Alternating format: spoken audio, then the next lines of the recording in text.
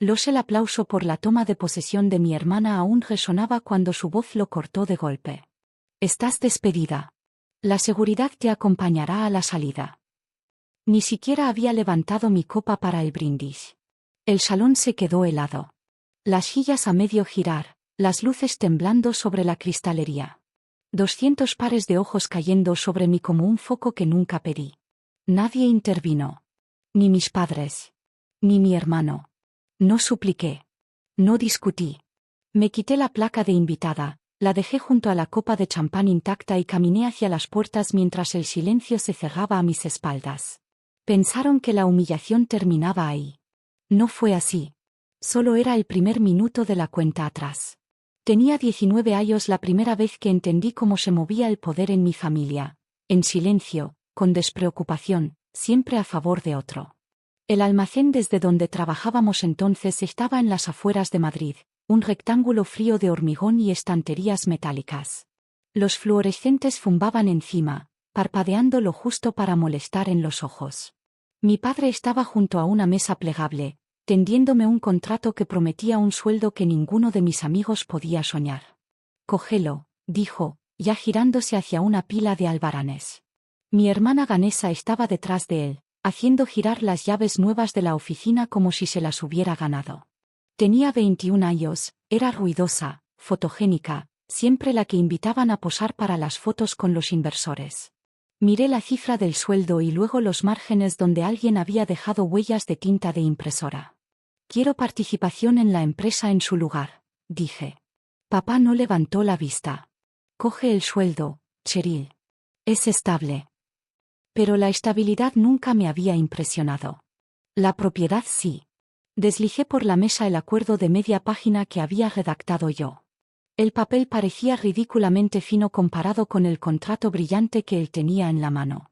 Suspiró, agarró un bolígrafo y firmó sin leer. La tele del rincón gritaba un partido del Real Madrid. En cuanto su equipo estuvo a punto de marcar, dejó de prestar atención a cualquier otra cosa. Su firma tembló ligeramente cuando la grada rugió en la pantalla. Vanessa se acercó, voz lo bastante alta. Siempre tienes que complicar las cosas. No dije nada. Guardé el papel en mi carpeta y sentí, por primera vez, la forma de mi propio camino silencioso tomando cuerpo. Un año después, el almacén estaba más lleno. Más trabajadores, más ruido, más envíos. Cuando papá repartió las pagas extras, a Vanessa le llegó un sobre tan gordo que hizo plof. Al dejarlo sobre la mesa. El mío era una sola hoja. Participación en su lugar, le repetí. Apenas parpadeó antes de firmar otra pequeña cesión. Nuestro hermano pequeño, Diego, ya se había incorporado, tropezando en las tareas con la seguridad de quien sabe que le espera un cargo pase lo que pase. Cuando perdió los informes de inventario de toda una semana, papá se volvió hacia mí, agélgalo. Cuando Vanessa olvidó una llamada con un cliente, mamá suspiró y dijo que estaba bajo mucha presión. Aprendí pronto, mis errores eran responsabilidades. Los suyos, molestias pasajeras. El punto de inflexión llegó en 2013 en el salón de la casa de siempre. Vanessa estaba a punto de firmar un acuerdo de sociedad que habría atado la empresa a un pozo financiero de varios años. Su bolígrafo flotaba sobre la página, su sonrisa brillante para los miembros del consejo que seguían la videollamada. Yo había visto los números. Sabía que no cuadraban. Papá silenció la llamada un momento, los ojos aún en la tele. ¿Esto es bueno o no?, preguntó. En vez de discutir, colé un solo párrafo al fondo de la carpeta, un añadido que llevaba semanas preparando. Una cláusula de salvaguarda, precursora de lo que después sería el artículo 14C. Firma esto también, dije. No lo leyó. Nunca lo hacía. Su equipo acababa de marcar otra vez. El bolígrafo golpeó el papel durante la repetición. Vanessa me miró, la irritación tensándole la mandíbula. ¿Por qué siempre tienes que meterte? Siempre. Esa palabra se quedó. Como si yo fuera una obligación que alguien tenía que soportar, no la que sostenía en silencio el techo. Con los años fui recogiendo más pistas. Mamá alabando a Vanessa por ideas que yo había redactado. A Diego felicitándolo por contratos que yo había negociado. Familiares preguntando si todavía ayudaba, en el negocio familiar, como si fuera una auxiliar que aparecía cuando hacía falta. No era Gavia lo que se quedó conmigo. Era un patrón. Un patrón largo, predecible. Y en algún momento dejé de esperar algo distinto. Ese fue el día que aprendí cuál era mi sitio en esta familia. 3 horas antes de la gala llegué lo bastante temprano para colarme sin que me vieran. El personal del salón todavía ajustaba los números de las mesas, pulía la cubertería, ensayaba las luces para el gran momento de mi hermana. Mi nombre no aparecía en ninguna de sus listas. Lo comprobé 2 veces por si acaso. En las pantallas que repetían el programa de la noche, la cara de Vanessa aparecía una y otra vez, nuestra nueva CEO. Su sonrisa brillante bajo el filtro dorado suave. Diego posaba a su lado en la foto etiquetada como director comercial. Sus cargos brillaban en letras blancas gruesas bajo una línea que decía, representantes de la familia fundadora. No había mención alguna de mí. Ni cofundadora, ni socia, nada. Un técnico de audiovisuales se acercó con una tabla. ¿Eres del catering?, preguntó, educado, distraído. No lo dijo con maldad, pero aterrizó exactamente donde siempre habían aterrizado los años de abogado. Silencioso, eficiente, preciso. Pasé de largo hacia el plano de mesas, una impresión clavada junto a la baja. Mis padres en la mesa 3, mis hermanos en la 1. Mi sitio aparecía en la mesa 12, una fila de nombres desconocidos debajo. Pero el detalle que me detuvo fue la etiqueta, invitada. No familia, no directiva, solo invitada. Alguien rió detrás de mí. Giré lo justo para ver a Diego ajustándose los gemelos, la seguridad desprendiéndose de él como colonia. Puedes sentarte donde quieras, dijo sin apenas mirarme. Esta noche no va de ti. Las palabras eran pequeñas, lanzadas al aire, pensadas para picar sin esfuerzo. Y picaron. Pero no como él esperaba, porque en ese segundo el patrón encajó por fin. Las miradas de la infancia, las exclusiones de la adolescencia, los desprecios de adulta, los acuerdos que nunca leyeron, las firmas que nunca revisaron, los cargos que se llevaron, el mérito que absorbieron. Todo hizo clic en una sola verdad firme. Me habían bogado mucho antes de esta noche. Esta noche solo era la versión pública. Miré mi placa, Cheryl Lawson, invitada. El plástico frío contra los dedos. Volví a colgarme el cordón y lo dejé reposar sobre la clavícula, como recordatorio de donde creían ellos que pertenecía yo.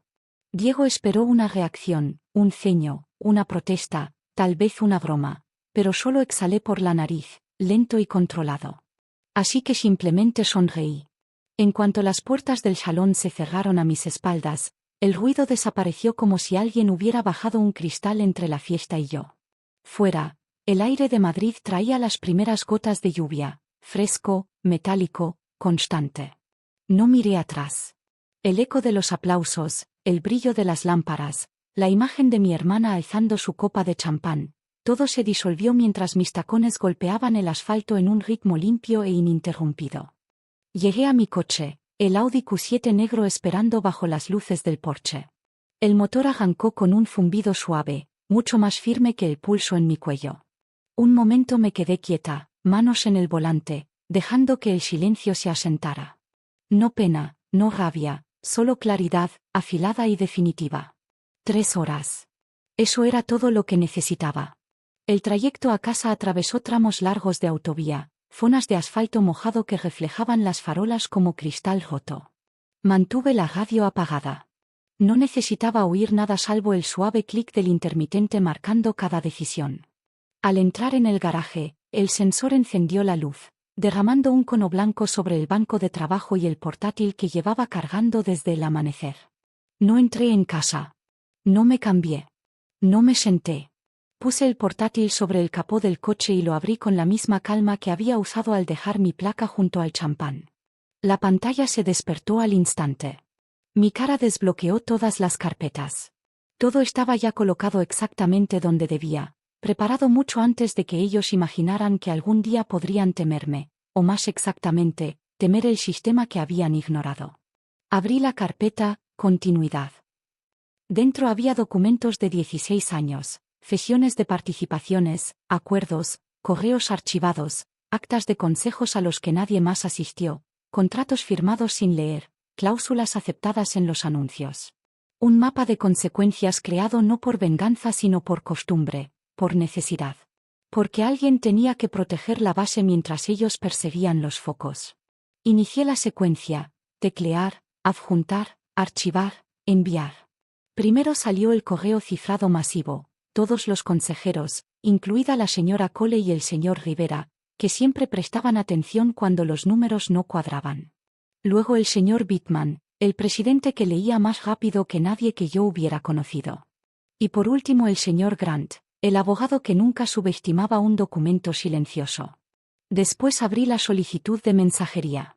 Los paquetes con las últimas inscripciones, sellados esa misma mañana, solo necesitaban un clic para activar la recogida. 14 minutos. Ese era su margen de llegada. Vi empezar la cuenta atrás, un círculo azul que se cerraba en la pantalla. Refresqué el portal de votación, el que yo misma había construido años atrás mientras depuraba el software de recuperación de desastres de la empresa.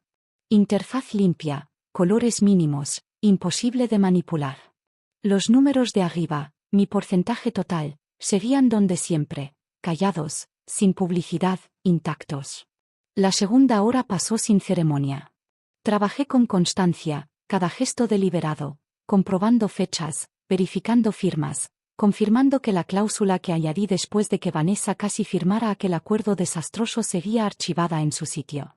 Tenía el artículo 14C enterrado en lo profundo de los estatutos, activable bajo una sola condición: si un directivo sin participación mayoritaria despedía a un accionista mayoritario sin aprobación unánime del Consejo, el control revertía al instante. Ellos mismos me habían entregado el gatillo, encima del escenario, delante de 200 testigos. No sonreí. No celebré. Esa no era yo. Me recliné un momento, dejando que la luz del garaje se estirara sobre la superficie metálica del coche. El silencio goteaba por la estancia como una fuga constante, empapando paredes, suelo de hormigón, aire. Una quietud que no sentía desde antes de que la familia se dividiera en papeles: estrella, favorito, apéndice. Miré el reloj. 1 hora. Tiempo suficiente para que las inscripciones se propagaran, para que el sistema absorbiera los cambios, para que el consejo preparara sus propias alineaciones silenciosas. El móvil vibró una vez, Diego, luego Vanessa, luego mamá. Ninguna llamada entró. Todos los números estaban bloqueados desde el amanecer. Pizarra limpia, perímetro controlado. Volví a la pantalla, revisé línea por línea, cláusula por cláusula, fecha por fecha. 16 años de decisiones convergiendo en un solo voto. No venganza, estructura. Cuando el último documento se sincronizó, cerré el portátil a medias, no listo aún para apagarlo del todo. El sonido de la bisagra deteniéndose a medio camino fue como una respiración contenida. Pensé en todas las veces que había arreglado sus errores, cubierto las pérdidas, rehecho los números, tapado las grietas que dejaban atrás. Siempre lo había hecho porque la empresa lo necesitaba, porque alguien tenía que hacerlo.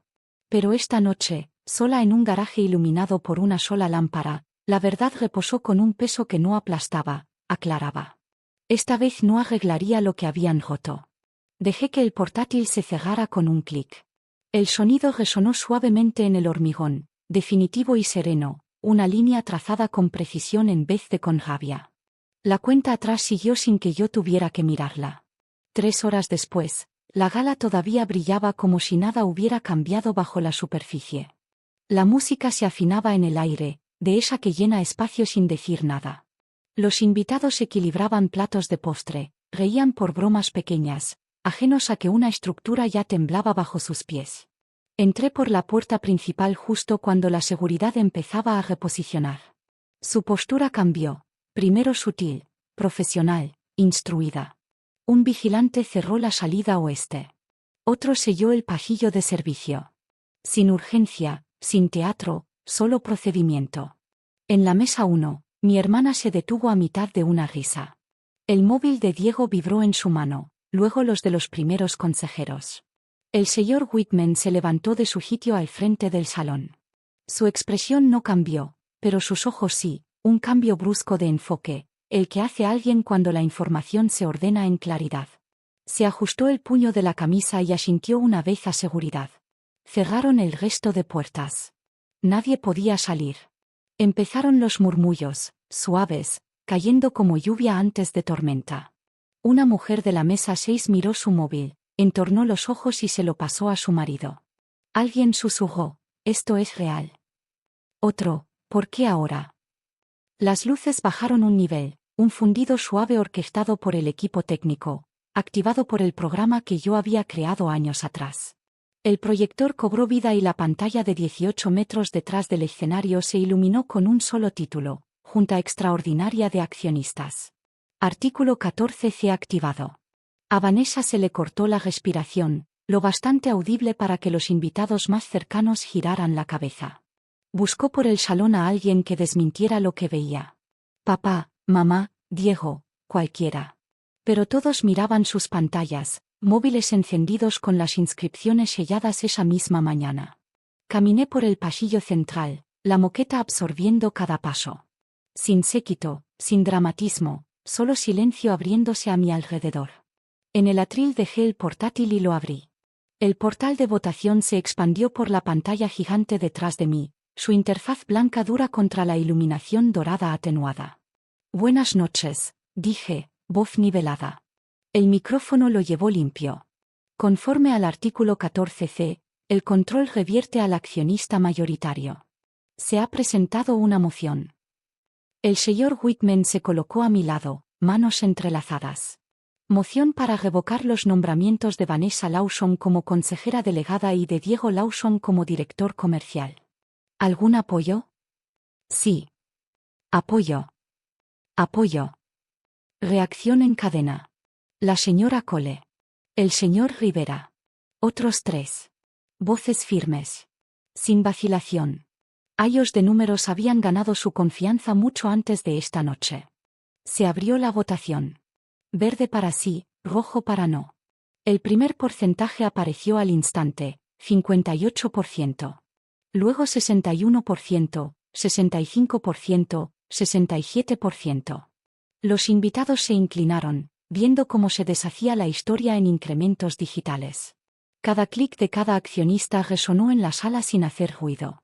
Con el 69%, Vanessa dio un paso al frente. «Parad esto. No podéis votar en una noche como esta. Es mi ceremonia». El señor Whitman ni la miró. «Esto es una junta legal, señorita Lawson. Retroceda, por favor». Diego intentó otro ángulo. «Cheryl, venga ya. Esto es familia. Esto es estructura», dijo el señor Grant desde algún punto cerca de la mesa 4, alzando su móvil. «Y es vinculante».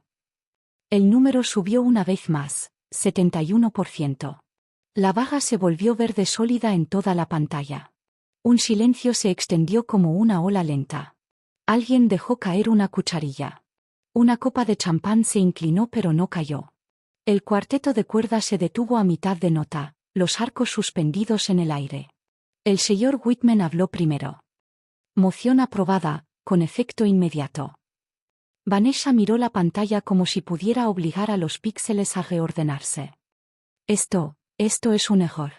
Nos habéis pillado por sorpresa». No respondí. Pulsé la siguiente diapositiva, el anexo ya firmado que confirmaba la ejecución de la transición. Las cláusulas eran simples, factuales, sin comentarios. Un jadeo surgió del centro de la sala, luego otro. El móvil de Diego se le escapó de la mano y cayó al suelo con un crujido sordo. Mis padres se quedaron petrificados. Los dedos de mamá temblaban junto al collar. Papá parpadeó despacio, como si por primera vez leyera todo, no los documentos, sino las consecuencias de cada firma que había puesto sin mirar. El proyector zumbaba, brillante y constante. La pantalla no se movió. No hacía falta. La reversión estaba completa. 4 meses después, el edificio se sentía distinto antes siquiera de entrar. No más ruidoso, no más ajetreado, simplemente alineado. Esa firmeza que tiene una estructura cuando nadie la está tirando en direcciones opuestas por atención. La luz de la mañana entraba por las ventanas del este en una línea limpia sobre el suelo del vestíbulo, lo bastante brillante para suavizar los bordes metálicos y no tanto como para difuminarlos. Equilibrio perfecto. Mi despacho estaba al fondo del pasillo donde antes estaba el trastero. La placa nueva en la puerta era acero cepillado sencillo. Nada recargado, nada festivo, solo mi nombre y el cargo que la votación había hecho oficial. Pasé un dedo por la superficie una vez, notando el frescor, la precisión. Luego empujé la puerta. Dentro todo era tranquilo. No silencio, tranquilo de una forma que tenía sentido. El zumbido del aire acondicionado, el clic lejano de alguien tecleando, papeles apilados como a mí me gustan, el salvapantallas de mi monitor cambiando entre colores apagados. Así debía respirar una empresa, con regularidad, sin el peso de los egos apretando las paredes, sin caos disfrazado de carisma, sin nadie intentando convertir las reuniones del consejo en un espectáculo. Dejé el bolso y abrí del todo las persianas. Desde la ventana, la ciudad seguía su ritmo habitual, coches avanzando en el tráfico matinal, peatones encogiéndose contra el viento ligero, el resto del mundo ocupándose de lo suyo. Y por primera vez en años, yo también. Vanessa puso a la venta su chalet en la sierra después de la votación. Las fotos del anuncio circularon online, fruteros escenificados, encimeras relucientes, habitaciones vacías esforzándose por parecer vividas. Diego probó el mercado laboral, pero la cláusula de no competencia aguantó firme. Papá y mamá se fueron a una vida más tranquila en la Costa del Sol poco después, esquivando preguntas que no podían contestar. Todos acabaron escribiendo, un mensaje, un buzón de voz, un correo reenviado desde una cuenta antigua, disculpas, explicaciones, reescrituras de la memoria. Los dejé pasar por el filtro que puse hace tiempo. Ninguno aterrizó. Ninguno tenía que hacerlo. Algunos finales no necesitan portazos. Algunos no requieren discursos ni victorias ni enfrentamientos definitivos. A veces el final es solo una habitación. Firme. Silenciosa. Tuya. Hay quien piensa que el poder está en quien coge el micrófono. Se equivocan. El poder está callado en los documentos que nadie se molesta en leer, en las firmas que cogen, en las estructuras que nunca creyeron que pudieran volverse en su contra. Mi familia lo aprendió por las malas. Y yo aprendí algo más sencillo: el silencio no es debilidad. Es dirección. Si historias como esta se quedan contigo, quédate cerca. Contamos las verdades que las familias entierran, las que lo cambian todo cuando por fin salen a la luz.